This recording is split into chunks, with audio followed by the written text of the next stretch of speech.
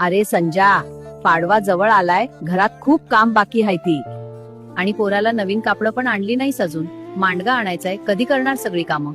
हो आई, करतो सगळी कामं मी. आजी ही गुढी का उभारतात हो?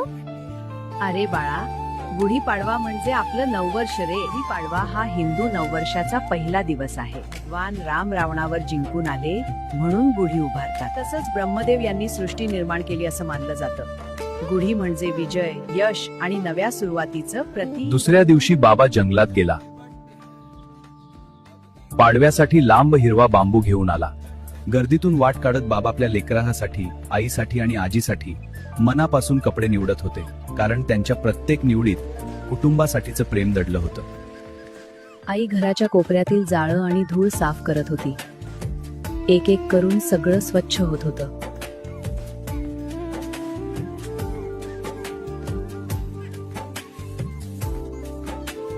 आईने जमीन शेणानं सारवून घराला नवसंजीवनी दिली.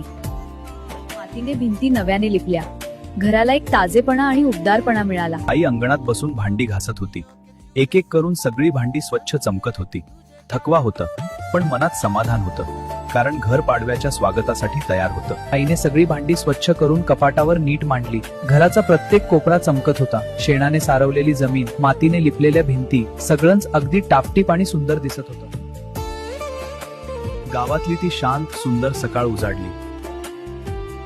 तर कोणी दिवसाची सुरुवात करत होतं. साधं पण मनाला भिडणारं ते गावचं. आई चुलीवर प्रेमाने पुरणपोळी बनवत होती. त्या प्रत्येक घासात आईचं प्रेम आणि सणाचा आनंद भरलेला होता.